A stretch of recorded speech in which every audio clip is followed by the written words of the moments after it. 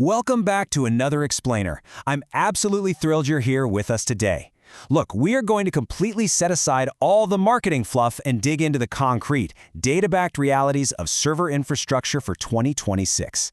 If you've ever built a website, you know exactly what I'm talking about. You've definitely faced the classic server dilemma, right? Shared versus dedicated hosting. Well, today we're zeroing in on dedicated IP WordPress hosting. We're going to break down the actual evidence to see exactly what impact it really has on your website's performance and ultimately your bottom line. Okay, so let's just dive right in and address the elephant in the room. Does a dedicated IP actually boost your SEO?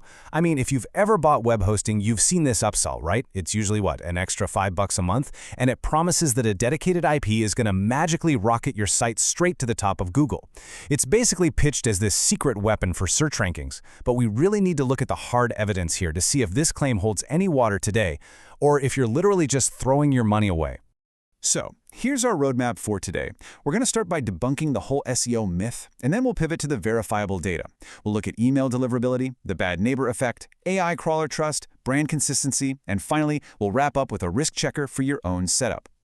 Let's kick things off with Section 1, the SEO myth, and what Google actually says about it. All right, here is the definitive proof, folks. We have direct evidence from Google's very own Webmaster Trends analyst, John Mueller, and he explicitly confirms that a dedicated IP address does not improve your Google search rankings. No way. The algorithm is incredibly smart. It easily distinguishes between different sites hosted on the exact same shared IP address, and it doesn't penalize them for it. What Google's algorithm is actually evaluating is the quality of your content, your backlink authority, your page experience. It absolutely does not care about the IP address your server happens to be using. So, switching to a dedicated IP just to move up in Google? Yeah, that's a complete myth. So, you might be wondering, why does this myth even still exist? Well, let's jump back to 2013, because it actually contains a tiny kernel of historical truth. You see, before 2013, dedicated IPs were literally required if you wanted an SSL certificate. So, naturally, hosting companies bundled them together. It made sense. But in 2013, the Server Name Indication Protocol, or SNI, became the standard. This completely eliminated the technical requirement of needing a dedicated IP for SSL. And when that happened, the hosting industry kind of just shifted its marketing to these vague, completely unchecked SEO claims that have sadly been floating around ever since. Which brings us to Section 2, the email deliverability reality. Let's trace exactly how things can go horribly wrong on a shared IP. Picture this.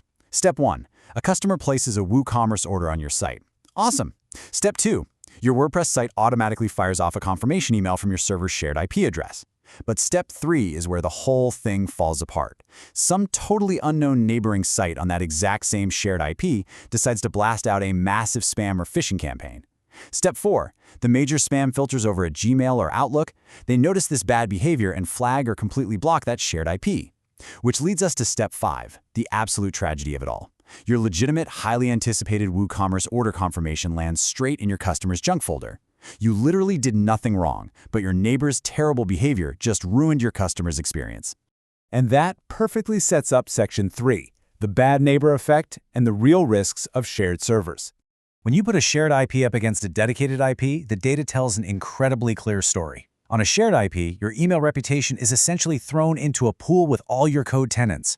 Your blacklist risk is entirely dependent on total strangers. You literally have zero control. But with a dedicated IP, that email reputation is yours and yours alone. The blacklist risk drops to zero unless, you trigger it yourself. Plus, your CDN trust signals and AI crawler evaluations are totally stable and independent. This kind of isolation is widely recognized as a strict baseline for operational reliability across the whole industry. In fact, that's exactly why veteran providers like AHosting have actually included dedicated IPs as a standard practice on their WordPress plans since way back in 2002.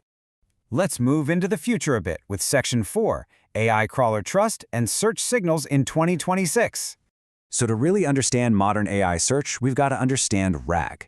That stands for Retrieval Augmented Generation. AI search engines like Perplexity or ChatGPT when it's browsing the web, they don't operate like the old-school traditional crawlers. They use RAG. This basically means they only retrieve content from sources they have already evaluated and deemed absolutely trustworthy. Then they use that trusted content to generate their synthesized answers. The bottom line here, if you want to be cited by these incredibly powerful AI engines, they absolutely have to trust your infrastructure first. And let me tell you, their trust evaluation criteria are rigorous. These AI crawlers are looking closely at your domain age, your site's overall consistency, how accessible it is to crawl, and, this is the big one, a clean, stable IP address. Think about it. A shared IP that has a history of popping up in spam databases or getting hit on CDN block lists because of bad neighbors, that sends a highly unstable, messy signal. On the flip side, a dedicated IP with zero bad neighbor spam flags provides exactly the clean, reliable infrastructure signal that these AI systems absolutely demand before they even think about pulling your data. Next up is Section 5, Brand Entity Consistency and AI Knowledge Graphs. Now, consider this massive data point. Research from Princeton on generative engine optimization actually proves that source trustworthiness and entity clarity are among the strongest predictors of how frequently an AI will cite you. You see, AI systems maintain these incredibly deep knowledge graphs of different entities. To be cited consistently by them, you have to be recognized as a coherent, rock-solid, trustworthy entity. A stable, dedicated IP that is consistently tied to one single domain that deeply strengthens your entity clarity. But a shared IP that constantly rotates tenants or, worse, racks up random abuse flags, that just creates noise. And that noise actively hurts your brand's clarity in the eyes of the AI. Which brings us to our final stop, Section 6, the risk checker to assess your very own setup. So are you sitting in one of these high-risk profiles? Based on all the data we've unpacked today, if you are running an active WooCommerce store, if your site sends automated WordPress emails like, password resets or simple contact forms, or if you're a brand actively investing time and money into AI search visibility, you are highly exposed if you're sitting on a shared IP.